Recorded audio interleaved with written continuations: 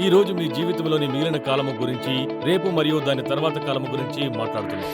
దేవుడు మీ భవిష్యత్తు కొరకు చేసిన ప్రణాళిక మీ జీవితాన్ని అస్తవ్యస్తంగా మార్చకూడదు. మీకు ఆగిపోయినట్లుగా అనిపించవచ్చు, కానీ భయపడనవసరం లేదు. మీకు నిరాశ కలిగించి ఉండవచ్చు. దాన్ని సరిచేసుకోవలసిన సమయం ఇది. మీ భవిష్యత్తు అస్పష్టంగా అనిపించిన స్పష్టతను మీరు పొందుకోవచ్చు. తర్వాత ఏమి జరగనున్నదో నీకు తెలియదు, కానీ దేవునికి తెలుసు. నీ రేవులో ఆయన నీ కొరకు ఎదురు చూస్తూ ఉన్నాడు. కనుక రేవులోనికి అడుగుపెట్టి నీ జీవితంలో దేవుని సన్నిధిని మరియు ఉద్దేశమును తెలుసుకొనండి. ఈ రోజు మరియు ఇప్పటి నుండి ముందుకు వెళ్ళుటకు ఇదే సమయం. ప్రస్తుతం మన పరిస్థితుల నుండి లేచి, మన భయములను జయించి, విశ్వాసముతో భవిష్యత్తును ఎదుర్కొని, జీవితమును అధిగమించి, గొప్ప క్రియలు చేయాలనే ఆసక్తితో మన జన్మ హక్కుని పునఃసంపాదించుకుని, ఆయన ప్రభావమును ప్రకటించి, దేవుని వాగ్దానములను పట్టుకొనుటకు ఇదే సమయం. దేవుడు మన కొరకు ఎన్నిటినో సిద్ధం చేశాడు. కనుక ఆగిపోవడానికి ఇది సమయం కాదు, కానీ ముందుకు వెళ్ళుటకు ఇదే సమయం. అమెరికా రెండవ ప్రపంచ యుద్ధంలో పాల్గొనడానికి కొన్ని నెలల ముందు ఒహాయోకి చెందిన వాల్టర్ ఆసిపోవ్ అనే యవ్వన బెత్సవాడు DC-2 అనే విమానాన్ని ఎక్కాడు. పైలట్ హ్యారీ జాన్సన్ అందమైన శాన్డియాగో ఆకాశంలోకి దూసుకుని వెళుతూ ఉండగా, అతను మరియు అతనితో మరికొందరు బెత్సవారు సాధారణ పారాషూట్ వ్యాయామం చేస్తున్నారు. విమానంలో నుండి 9 మంది కిందికి దూకారు. అకస్మాత్తుగా ఒక ప్రమాదం జరిగింది. ఆసిపాఫ్ దూకుతున్న తలుపు దగ్గర నిలబడి ఉండగా అతని తాడు దేనికో తగిలి ఊడిపోయింది. పట్మని పారాషూట్ తెరుచుకుంది. విమానం ప్రక్కను తగులుకుని ఒక రాకెట్లా కిందకి పడిపోయాడు. దానితో అతని పక్కటెముకల్లో 2 విరిగిపోయినవి, వెన్నులో 3 పూసలు కదిలిపోయినవి. ఆసిపాఫ్ కిందికి పడుతుండగా దేనికో తగులుకుని వెనక్కి లాగబడ్డాడు. అతని పారాషూట్ విమాన చక్రాలకు చుట్టుకుపోయింది. నిస్సహాయుడుగా అతడు విమానమునకు 15 అడుగుల కింద వేలాడుతూ ఉన్నాడు. అతడు నిజానికి ఒక తాడు సహాయంతో వేలాడుతూ ఉన్నాడు.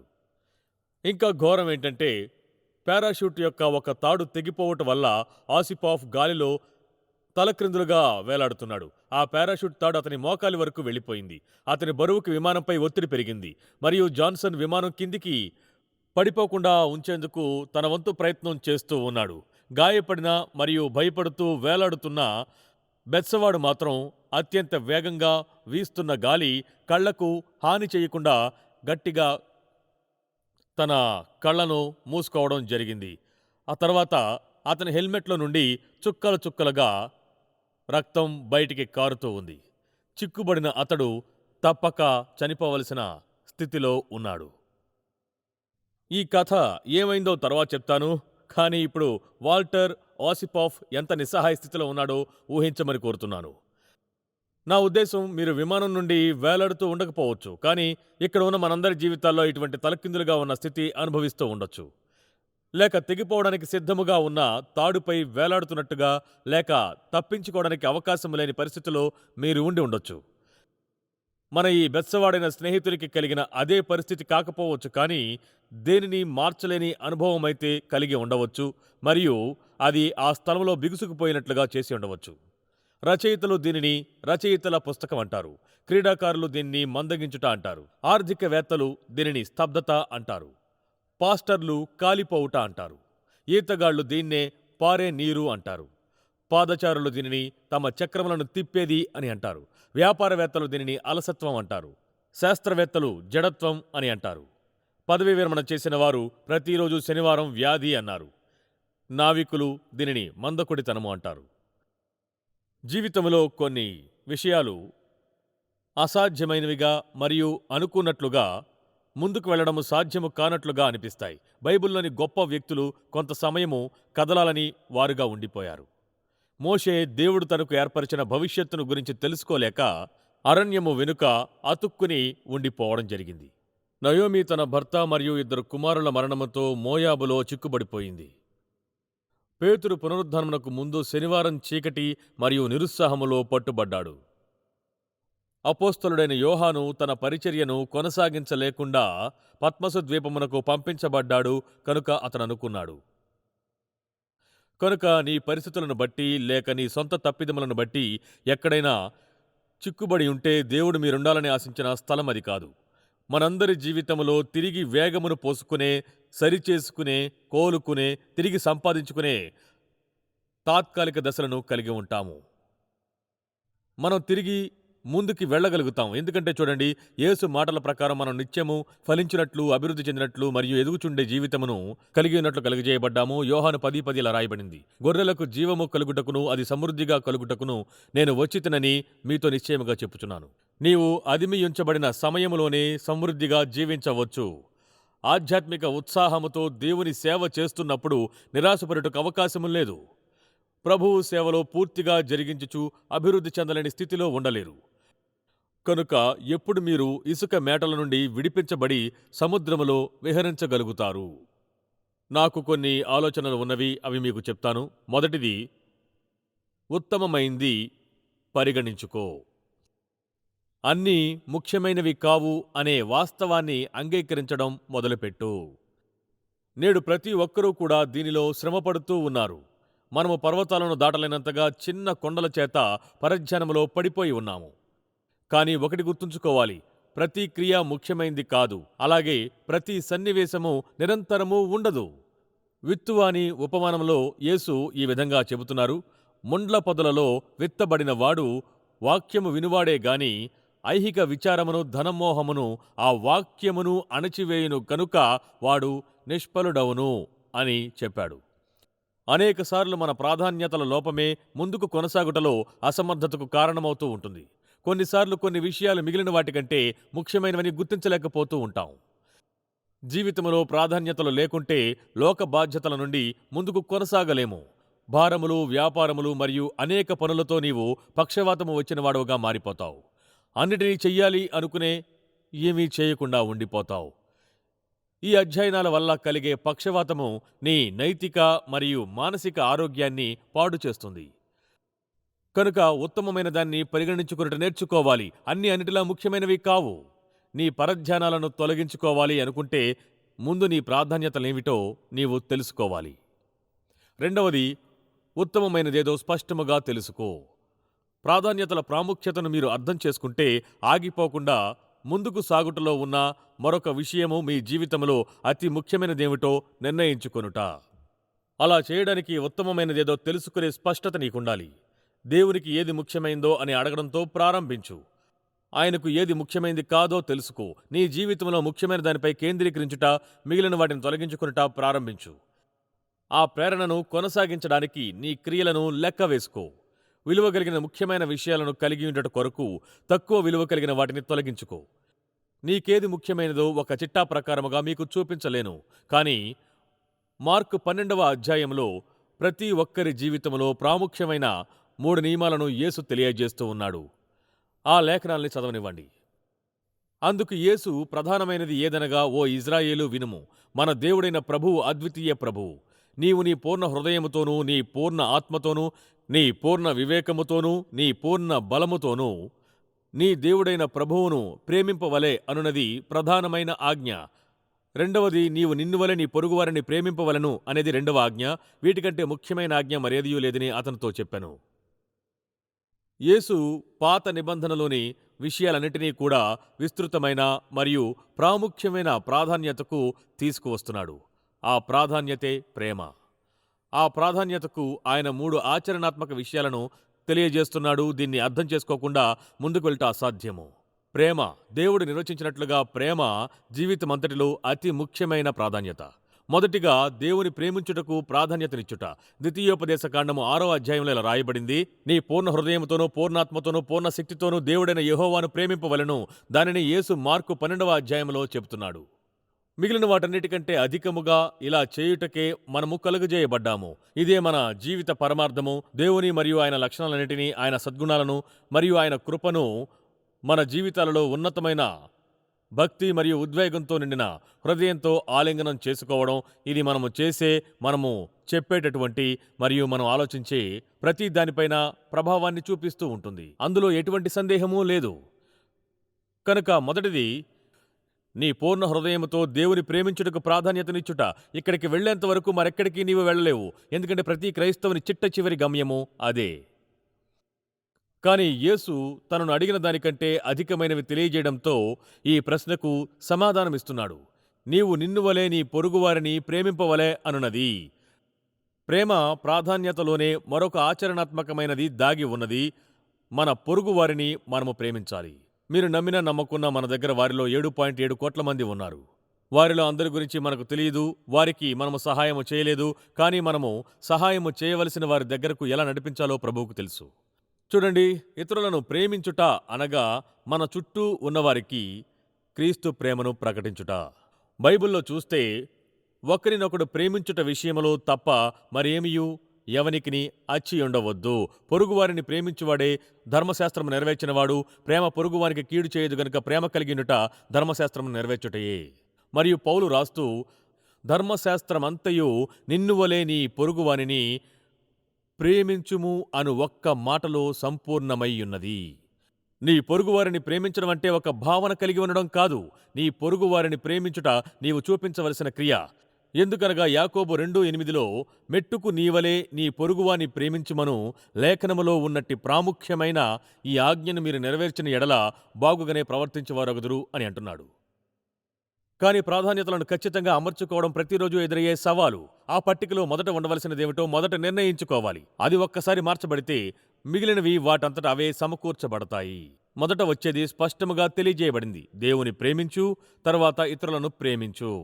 ఇది మీకు ఆశ్చర్యం కలిగించవచ్చు. నిన్ను నీవు ప్రేమించుకో. యేసు ఈ ఆజ్ఞను తెలియజేసిన విధానమును మరొక్కసారి గమనించండి. ఆయన ఏమంటున్నాడంటే, నీవు నిన్నువలే నీ పొరుగువారిని ప్రేమింపవలను అనున్నది.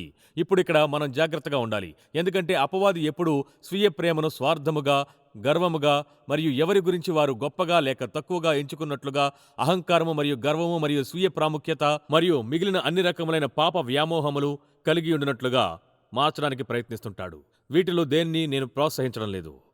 మరొక వైపున నిన్ను నీవు సంరక్షించుకునే బాధ్యత దేవునిచే నీకియ్యబడింది. నీ యొక్క దేహము పరిశుద్ధాత్మకు ఆలయము. నీ వ్యక్తిత్వము ద్వారానే దేవుడు ఇతరులను తాకగలుగుతాడు. నీవు ఊబిలో పడితే నీతో మరికొందరిని లాగివేస్తావు. కానీ నీ ప్రాధాన్యతలు, ప్రేమ వాటి స్థానములో ఉంటే గనక ఈ 3 అనుకరణలు అర్థం చేసుకుంటే ముందుకు కొనసాగే విషయాలను సరిగ్గా చూసుకోగలుగుతావు. నిన్ను నీవు సరిగ్గా చూసుకోవాలి. నేను యవ్వన పాస్టర్గా ఉన్న సమయంలో ఒకసారి ఒక పాత వైద్యుని ఆఫీసుకు వెళ్ళినప్పుడు అక్కడ ఇలా రాసి ఉండడాన్ని నేను గుర్తించాను. ఈ శరీరముతో పని అయిపోయిన తరువాత ఎక్కడ జీవించబోతున్నావు? మనకు ఒక్క శరీరమే ఉంటుంది. మరొక శరీరం ఉండదు. నూతన శరీరాలు మనకుండవు. కనుక దేవుడు మనకిచ్చిన శరీరాన్ని జాగ్రత్తగా చూసుకోవాలి. కనుక ఉత్తమమైంది పరిగణించుకో, మరియు ఉత్తమమైందేదో స్పష్టముగా తెలుసుకో. ఇక తర్వాతది ఉత్తమమైంది ఎంచుకో. ఒక్కసారి నీ జీవితంలో దేవుని ఉత్తమమైనదేదో స్పష్టత వస్తే ఆ తర్వాత మీరు చేయవలసింది ఏమిటి అంటే ఆ ప్రాధాన్యతలను ఎంచుకోవడం. ఉత్తమమైన వాటిని పైకి తీసుకువచ్చి కేవలం మంచి వాటిని తొలగించుకున్నట్లుగా ఉద్దేశపూర్వకమైన మరియు ప్రణాళికాబద్ధమైన నిర్ణయాలను తీసుకోవాలి.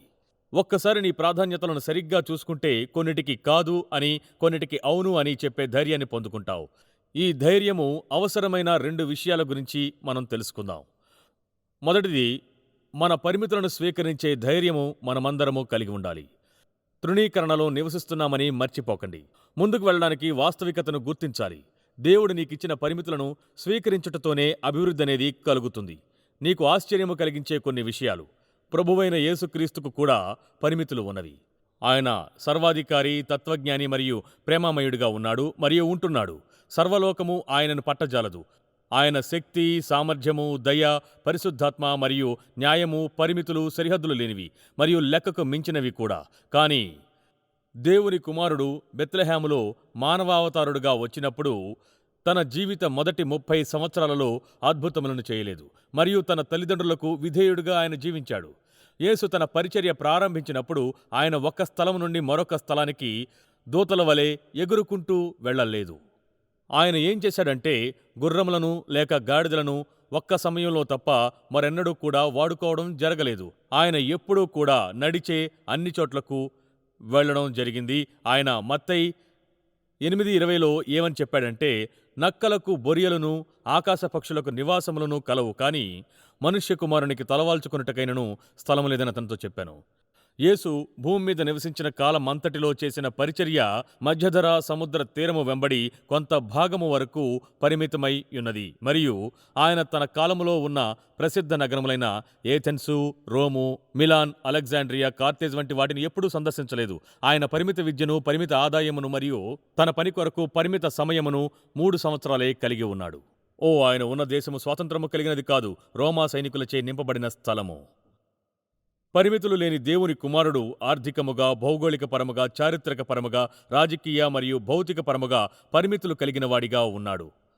తరువాత అతని పరిమితులు చాలా కఠినముగా మార్చబడినవి. సిలువలో చేతులు మరియు కాళ్ళు మేకులతో కొట్టబడగా తన కనులపై కారుతున్న రక్తమును మరియు తన ముఖముపై వ్రాలుతున్న ఈగలను తోలుకోలేనంతగా మారిపోయాడు. అయినను ఆయన పరిమితులు సర్వలోక అభివృద్ధికి కారణమయ్యాయి. మీరిది ఊహించండి. మీరున్న చోట ఉండిపోవడానికి పరిమితులు సాకులు కాకూడదు. నీ ప్రాధాన్యతలు దేవుడు నీకిచ్చినటువంటి వరములు జీవితంలో నీవున్న స్థానము మరియు వ్యక్తిగత ఉద్రేకములతో నిర్ణయించబడతాయి. నీ పరిమితులను ఒప్పుకో. నీవు అన్నిటినీ చేయలేవని గుర్తించు. మనందరికీ కూడా పరిమితులనేవి ఉన్నవి మరియు ముందుకు కొనసాగడానికి ముందు మన జీవితంలో ఈ నియమాలు ఆచరించడానికి ముందు మనమేదో గొప్ప వ్యక్తులము కాదని మరియు అందరికీ ఉన్న అన్నీ మనకు లేవని గుర్తించాలి.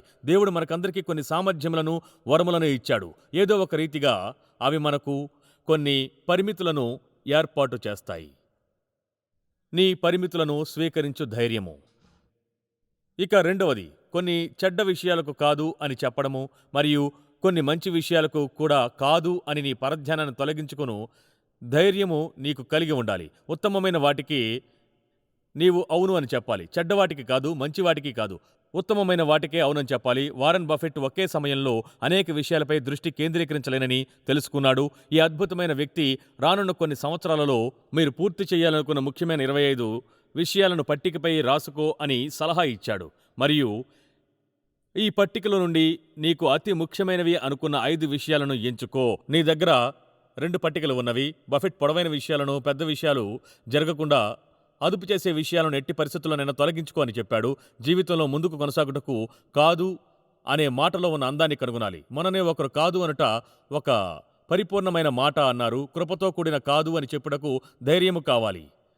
నీవు సాధారణముగా అవును అని చెప్పే విషయాలకు కాదు అని చెప్పడం నేర్చుకునుట అని తన పుస్తకంలో మెరిట్జా తన చదువరులకు ఉత్తమమైన విషయాలను కలిగి ఉండుటకు కొద్ది విషయాలకు కాదు అని చెప్పడం మంచిదే అని సలహా ఇస్తుంది.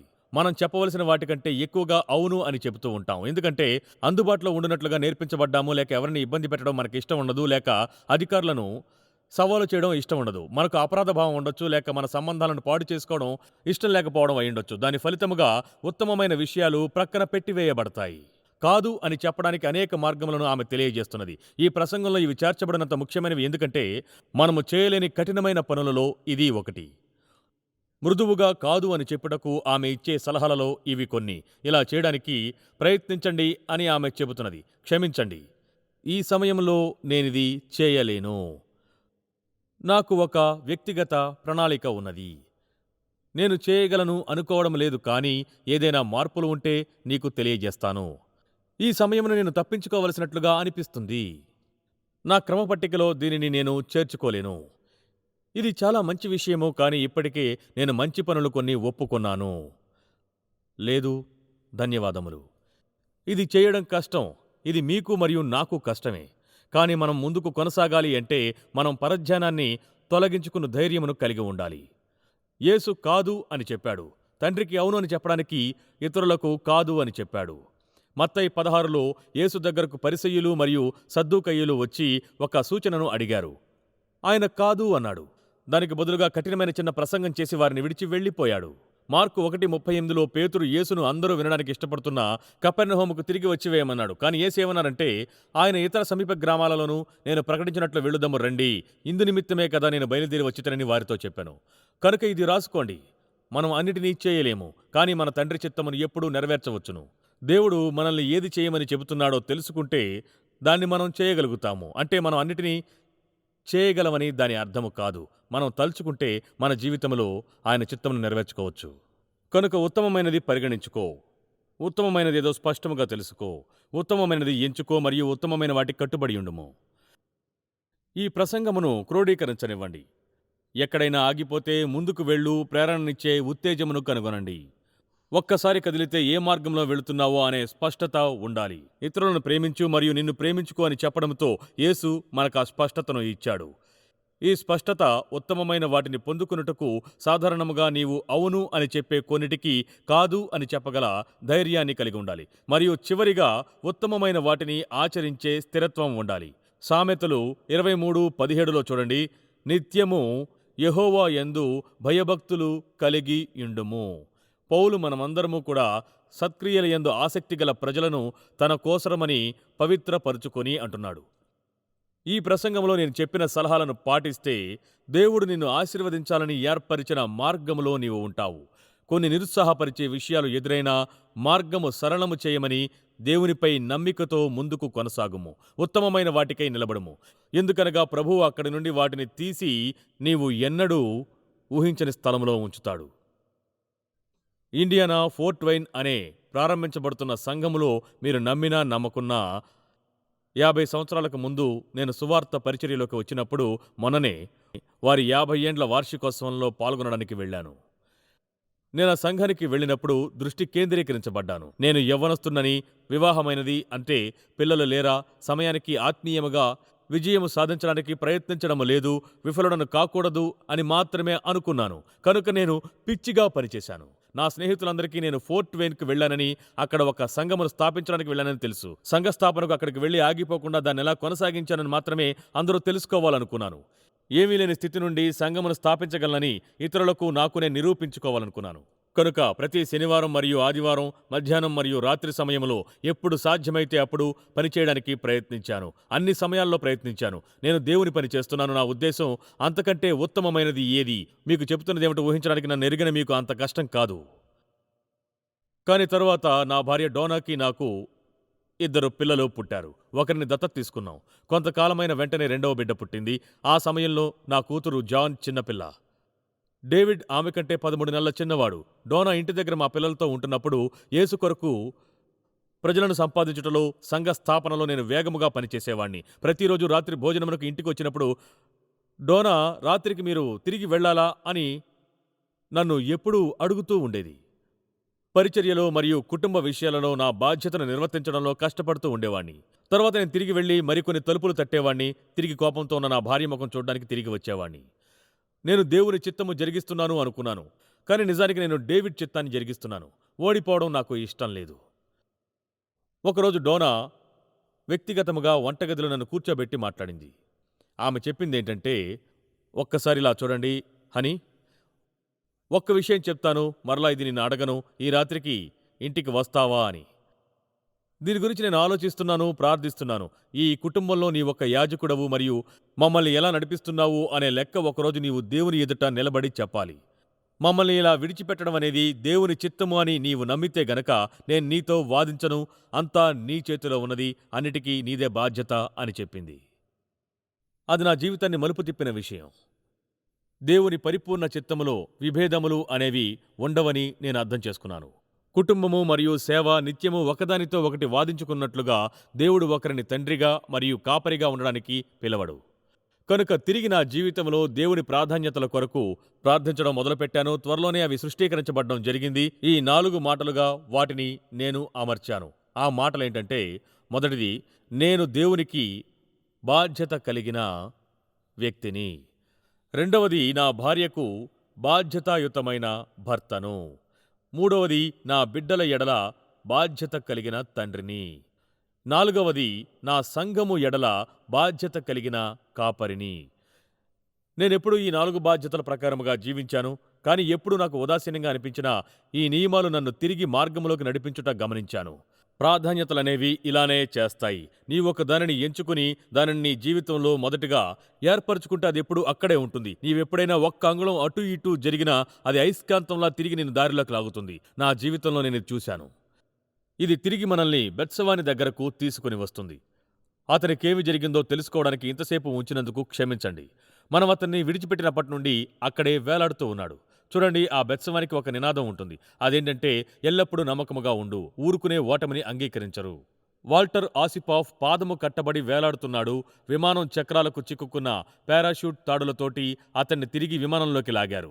పైలట్ హెరాల్డ్ జాన్సన్, విమానంలో ఆయిల్ అయిపోతోంది, అత్యవసరంగా విమానాన్ని గనక దించితే వాల్టర్ ఆసిపాఫ్ చనిపోవడం ఖాయమని చెప్పాడు. కనుక భూమికి 300 అడుగుల ఎత్తు వరకు దిగి విమానాశ్రయముపైనే గుండ్రముగా తిరుగుతూ ఉన్నాడు. విమానాన్ని చూచిన చాలామంది ఏమనుకున్నారంటే ఏదో పరికరం పాడైనట్టుగా అనుకున్నారు. కానీ ఒక పైలట్ లెఫ్టినెంట్ బిల్ లోరీ పైకి చూసి ఏం జరుగుతున్నదో గ్రహించాడు. అప్పుడు తన పక్కనే ఉన్న వ్యక్తిని చూసి, జాన్ మెకెన్స్, అక్కడ ఒక వ్యక్తి వేలాడుతున్నాడు చూడు అని అరిచాడు. వెంటనే వాళ్ళు తెరిచి ఉంచబడిన కాక్పిట్ మీద కలిగిన SOC-1 విమానం ఎక్కారు. ఆ విమానంలో ఆయిల్ ఉందో లేదో చూసుకోకుండానే బయలుదేరారు. హఠాత్తుగా అక్కడ ఉన్న వాళ్ళందరికీ కూడా ఆ అత్యవసర పరిస్థితి అర్థమైంది. అందరి కళ్ళు దాని మీదనే ఉన్నాయి. విమానంలో రేడియోలు లేవు, కానీ లారీ పసిఫిక్ సముద్రము దిశగా వెళ్లమని వారికి సైగలు చేశాడు. 2 విమానాలు కూడా 3000 అడుగుల ఎత్తులో ఎగురుతూ ఉన్నాయి.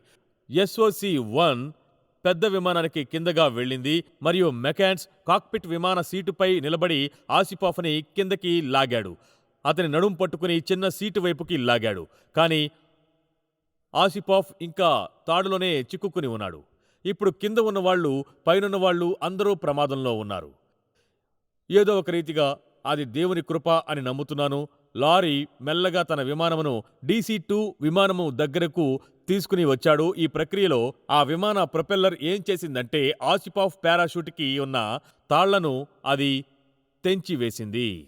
అరగంట కంటే ఎక్కువ సమయం పారాషూట్కు చిక్కుకుని గాలిలో వేలాడిన తర్వాత ఆసిపాఫ్ విడిపించబడ్డాడు. కానీ అతడు సురక్షితంగా లేడు. ఇప్పుడు మిగిలిన పారాషూట్ తాళ్లు SOC-1 రడ్డర్కి చిక్కుకుపోయాయి. లారీ తన విమానంపై పట్టు నిలుపుకోలేకపోయాడు. చివరికి అతడు విమానమును దించగానే ప్రజలందరూ బిగ్గరగా అరిచారు. నావిక చరిత్రలోనే అత్యంత జ్ఞానవంతమైన మరియు ధైర్యవంతమైన ఆపదను తప్పించే పనిని వారు చూశారు. ఇక మన ఆసిపాఫ్ విషయానికి వస్తే, అతడు ఆసుపత్రిలో 6 నెలలు ఉన్నాడు. అతడు బాగుపడిన వెంటనే తిరిగి విమానంలోంచి దూకే పనిలో చేరాడు. మీకేం తెలిసింది? అతనికది మంచిది. మీరు కూడా చాలా కాలం నుండి వేలాడుతూ ఉన్నారు. కనుక దేవుని ప్రణాళికలు అనే జీవన రేఖను గట్టిగా పట్టుకుని నీ జీవితము కొరకైన ఆయన ప్రణాళికలు, ఆయన ప్రేరణ మరియు ఆశీర్వాదముతో మీరు ముందుకు కొనసాగండి. అది మాత్రమే కాదు, దేవుడు నిన్నేమి చేయమంటున్నాడో మీరు కనుగొనండి. దాన్ని మీ మొదటి ప్రాధాన్యతగా మార్చుకోండి. ఆ ఒక్క ప్రాధాన్యత చుట్టూ మీ జీవితమును అమర్చుకోండి. మీకు మరియు మిమ్మల్ని ఎరిగిన వారందరికీ ఆశ్చర్యం కలిగించినట్లుగా దేవుడు మిమ్మల్ని తన కృపలోనికి ముందుకు నడిపిస్తాడు. మనందరికీ అలా జరిగినట్లుగా దేవుడు అనుగ్రహించునుగాక.